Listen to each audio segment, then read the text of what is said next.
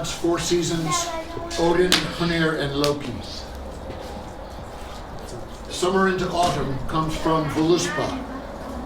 The poem is preserved whole in the Codex Regius and Hulk's book manuscripts, while part of it are quoted in the Prose Edda, in which the young gods arise, making life from art as the fall of an old world reminds us that all things move toward their end.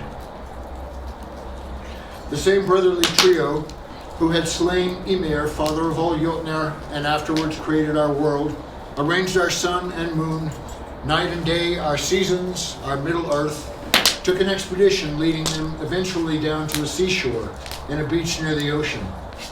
This is where Odin, Honir, and Loki encountered two great trees by some accounts. Others say it was driftwood from these same trees, the ash and the elm. Two ancient families of Landvatir, noble wights, tangled and intertwined together.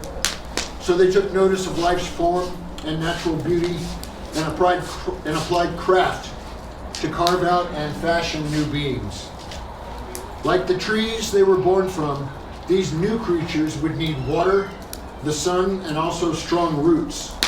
They called these new animals mankind, yet they still needed the spark of life.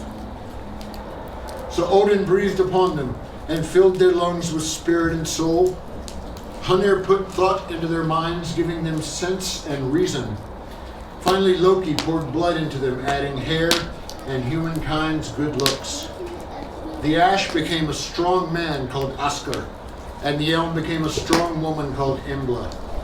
Their sons and daughters were the very first humans, who quickly developed, explored, built boats, and filled the world. After a time, another elder god was able to step in and shape humankind's places in life. And finally, the Nornir took pity on Midgard's children and gave them destiny. But these stories of Heimdall, Rig, and the Norns have and will be told again in our own thread in time. Autumn into winter. Houselong. This comes from the 10th century. This three-piece band of adventurers and friends test their fortitude in the frosty north. As Midgard began to age and to ripen, dying before being born anew, our three wandering wayfarers, Odin, Honir, and Loki, had appetite to see and explore its terrains, ways, and folk. The journeymen hiked and camped in the forest, much like our kindred still do today.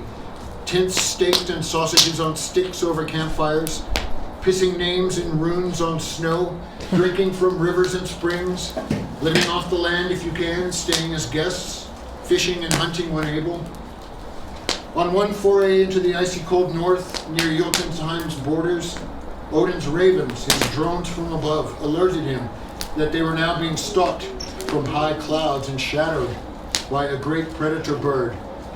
Unknown then, it was the frost Jotun Thiassi, Skadi's less than loving father. He spied upon them as he soared, watching in his spirit form as a great eagle. Before the young gods prepared and fortified their Innengard, their campsite, they were able to successfully kill an aurochs, the great extinct beast we still know from the second rune, Uruz. The comrades bled out the giant ox, skinned and hung its hairy coat, adding shelter from the wind, and set aside its two great horns for a new war horn maybe Rigger will employ, and a drinking vessel, possibly a gift to Mimir. They worked in tandem and portioned its rich meat on stakes, and put the organs and fat in a kettle to cook over their campfire. Odin directed their actions, while hard-working Honir, the Mud King, the long-legged grunt, worked on tasks, silently mindful as is his way. Loki took care of the silence by chattering about how hungry he was, how good their dinner would be, how deliciously delirious he was becoming waiting for the meal to cook, how the smell intoxicated him, causing his mouth to water. Did you notice he's drooling? But now I leave for him to tell the tale. Surely it must be done by now. What the frigging Niflhel is taking so God's frigging damn Gununga gabbishly long? Brothers of my blood, it's no brag if I say that if my famous battle with Logi Wildfire in the palace of Utgard Loki were to take place this day, I would surely be the victor. I'm Essen, Fressen, hangry, my brothers. Are you believing it should take this long? Cheese and rice will not sustain us. Still we wait. It has been a very long time and our fire's heat is more than adequate. At this point did Diatzi reveal himself, the bird of prey, perched above them high on the boughs of an evergreen tree. Oh, you traveling asses, you have found yourself in the icy heart of my mountain forest. I have but to fan your fire with my great oily wings, and you will see the feast consumable. I ask only that you pay me tribute for hunting in my sacred wilderness, a little portion, a nibble of the oxen's meat for myself. Odin and Hunir were breath and mind. They communicated with motions and gesture, and less than a word before stating their agreement to these terms. Loki was hot blood, so in his great hunger and discomfort, remained rude and surly as he was bound to concede. It was now that Eagle Diatzi swooped down and claimed for himself the roasted ribs, the steaks, the choice cuts, leaving only the boiling kettle fatty meats. Then Loki snapped. He could not restrain himself any longer. Grabbing his nearby walking staff, he swung with all his anger, striking the great eagle with a blow that would kill most things. Going upwards at 45 degrees at dizzying speed and no release, Loki then observed his brothers around their campfires speedily disappear as he felt the cold night sky and his arms dislocating, rushing miles above the ground in mere seconds. Diatzi, held by sorcery onto Loki, flying around in circles, looping in violent motions, causing the sly one to vomit and cry out. He was flown down over the rocky, snowy scrubs and surfaces of the landscape. His tunic and trousers were torn, and he was naked, scraped up, and cold as the blood froze glazing black ice over the surface of his skin. Under these conditions, did reddened Loki agree to betray his brothers and the Aesir. It placed the goddess Idun and youth itself in peril. Like much of the troubles that Loki creates for the High Ones, though, this too eventually led to a beneficial outcome and the acquisition of the great warrior Skadi and her ascension to goddesshood. But these stories of Skadi and Idun have and will be told again in our own thread and time. Winter into spring comes from Regensmal. From the Codex Regius, the trio of gods caused trouble amongst animals, men, dwarves, and Jotuns. It's the prelude to the tales of the Volsungs. As Midgard passed time, mankind thrived and mingled with the folk and worlds on their borders. The Jotuns of Jotunheim, the dwarves of Svartalfheim, and our ancestral lights in Alfheim. These outside influences brought their magic into our lands, and in one such region of the world still traveled and walked Odin, Hunir, and Loki. They were in warmer climates in times of spring, learning much from the flowers and trees and beasts and people met. As dusk approached after exploring terra firma, they came to a lush forest near a sunlit flowing river. Their thoughts turned to respite and camping once again. They could just barely make out in the distance, if they followed the river, a great glittering hall. They decided they would meet its inhabitants and see if they, as gods in disguise, could offer entertainment and frith among each other's company. As they traversed, walking beside the rapids and splashing rocks, they came to a clearing where the water rested its pace. That's where they spied a lone wet otter, sunning himself on a flat stone in a state of contentment. If you were an otter who'd just caught a beautiful bright salmon as large as himself for supper, you'd all be very content as well. The otter prepared for his first bite of the wriggling fish and closed his large black eyes, savoring life, content with the moment. Next, his brains burst out from his skull as the jagged stone slung by Loki found its mark. Odin and Hunir observed in mild amusement as Loki again filled the hot air with his wind. Oh yeah! Did you boys see that? I am such a good aim, I killed him with one shot! You saw that, right? Wasn't it amazing? Now we can show up to our guest hall with stew meat, a fresh salmon, and I'll make some fine socks with this otter's skin. Hunter and Odin smiled, exchanging looks of satisfaction. So off they hiked, making to the great shining hall as the sun left the sky. Its walls were inlaid with gold, and its windows were made of thinly cut, priceless gems. The wandering trinity were welcomed inside by the herald and given horns of mead to await the homeowner's welcome. Now, the property owners were a family of much acclaim. Some versions of the story say they came from Jotun or even dwarvish stock, while others imply their family's head was mankind's most powerful wizard. His name was Hreidmar, and he lived here with his 2 lovely yet detached daughters and his 3 sons. Eldest was Fafnir, a warrior as well as sorcerer like his father, and next is the shorter of stature Regan, a crafty smith with unequaled skills. Finally, the youngest son and brother was Otar, renowned as an adept shapeshifter who loved spending his innocent youth in the form of an otter, swimming in the river near the rapids and splashing rocks, sunning himself on the flat stone there, eating beautiful bright salmon as large as himself for supper. Wait, what? Hreidmar, Fafnir, and Regan entered to greet these gods and fell silent upon seeing the skin of Otar in Loki's outstretched arms, filled with cutlets of his still bloodied meat and bones. Don't worry, said Loki. We can just boil up this little fella for a stew. We brought a big salmon as well. Our heroes did not have the element of surprise on their side, and they were quickly bound tight in a war fetter spell, held in lock of a spiritual vice. All-Father Odin, enigmatic Hunir, and yet again the catalyst, Loki Lopter, floated inches from the floor, teeth together, motionless. The true rage of Hreidmar and his sons and daughter was then evident as they began to decide their prisoner's fate. Vergild, blood gold, as this kindred has spoken of before, was a form of reparations made to families to avoid escalation in a case of murder. They looked the 3 gods over, though they were as their human forms, wanderers, travelers with no magical weapons, no fine tunics, no riches or jewelry, certainly no gold it seems, so death was quickly established to be the favored outcome, and they moved on to talk of torture and how many days it should last. A voice, wisely declarative and calm, spoke out from the 3 captive gods. Like a ventriloquist, it could not be deduced whether it came from which captive.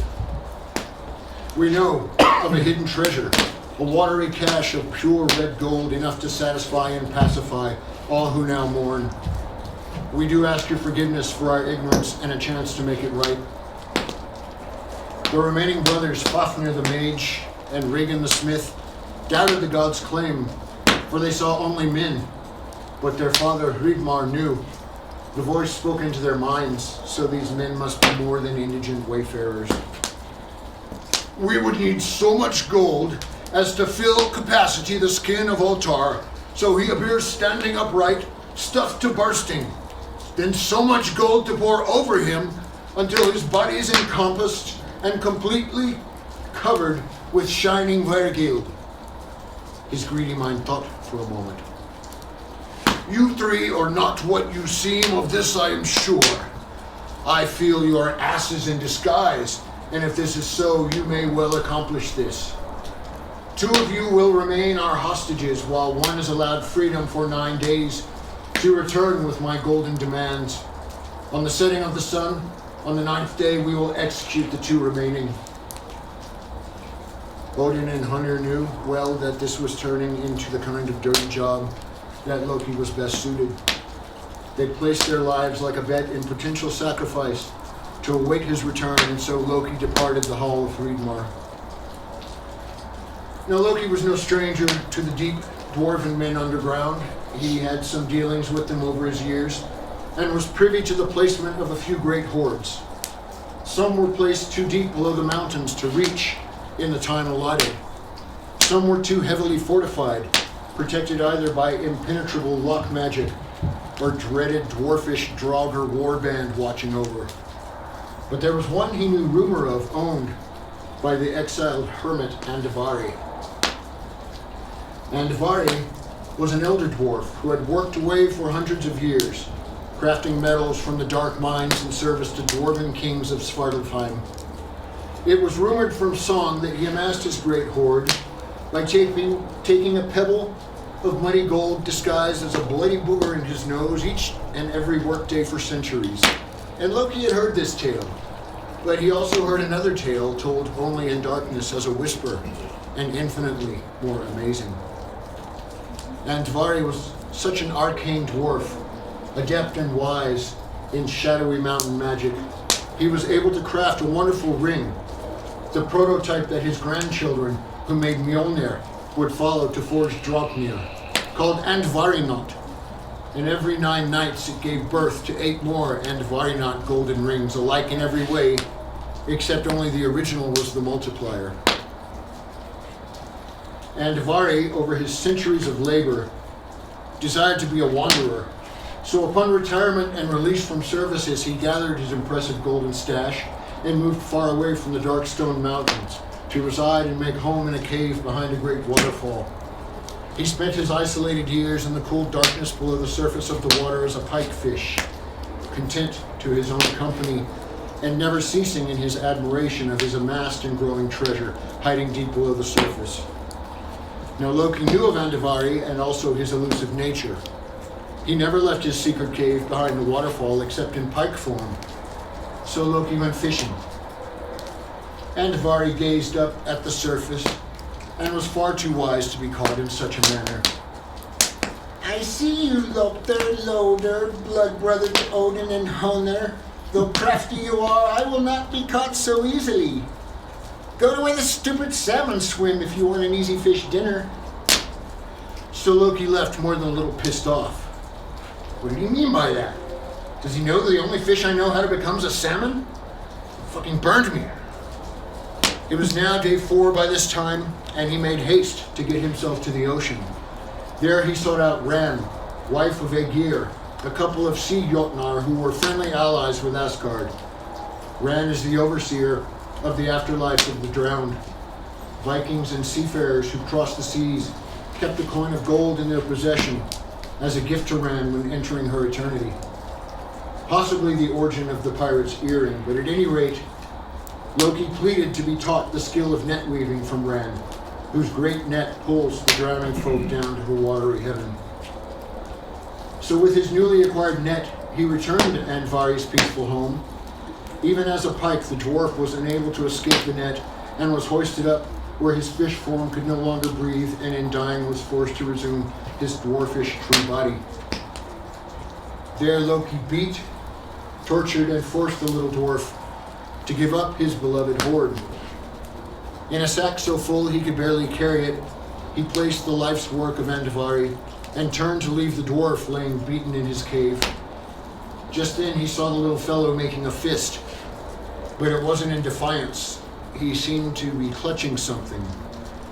Loki set the sack of gold down and abused Andvari some more, prying open his hand to reveal a simple yet beautiful golden ring.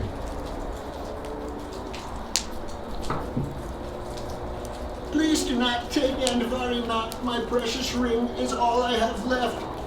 Please allow me to keep it so I may again produce a great hoard without venturing deep below the earth amongst my people where I am despised. Loki then knew the story of the magic ring Andvarinot was true. He took the ring despite the desperate cries of the little man. As he stepped out into the fading sunlight of the 8th day, he heard the dwarf cry out one last time. I call a sickness upon the possessor of Andvari's ring. I call down a curse to that gold which I possessed. It shall be the cause of 2 brothers' death, and 8 princes each the other shall despise. From my wealth no one good shall derive. Loki inspected the new ring, an arm ring for a dwarf now resting on his little finger. A curse, eh? He gazed upon it and knew that if he gifted it to Odin, he would be in his eternal favor, so taking it off, he placed it in his pocket. We'll see about that. As the 9th day, Sol the sun was departing, much to Odin and Hunir's relief, their savior did return. As they embraced and greeted one another, Loki slipped the ring and Varinot into Odin's pocket with a wink and a smile.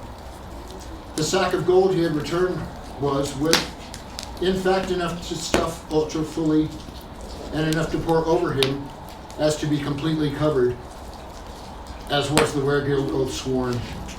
Hreidmir, Fafnir, and Regan looked carefully and took great delight. The single tiny top of a whisker stood out. Now we will have this treasure hoard and still gain revenge by killing 3 gods, said Hreidmar excitedly. It was then that Odin took out Andvarinot, and by placing the ring on the pile it multiplied, becoming more. This was just able to cover the lone whisker. So as the wandering trio gained their freedom and departed from the great hall, Loki turned back and said, But what I know and now will tell, of a strife of kinsmen none faring well, princes yet unborn will inherit this fate. All who have this gold will lose all their love to hate. But Hreidmar and his sons were unable to take their eyes away from the shining riches before them. They felt the pull of a golden desire, and it was to them like the warmth of the sun. This red gold I trust I alone shall possess. While I live, your threats bring no fear or stress. Never the Aesir shall I look to regard, so take your lucky asses on back home to Asgard. It was then that Hreidmar shared none of Ottar's ransom with either his sons or his daughters. And it was not long before Fafnir took up steel and murdered his father, and took the gold far away to make lair inside a mountain, where his sorcery grew until he shifted his body to that of an evil dragon. Winged and scaled, the worm would encircle his still-growing hoard, killing all who came near. Middle brother Regan did devise a plan to kill Fafnir and steal everything back through the great hero, our ancestor Sigurd. But these stories of operatic Nibelung, of Sigurd and the Volsungs and the Lord of the Rings have and will be told again in our own thread and time. Who rides from bridge to our blow?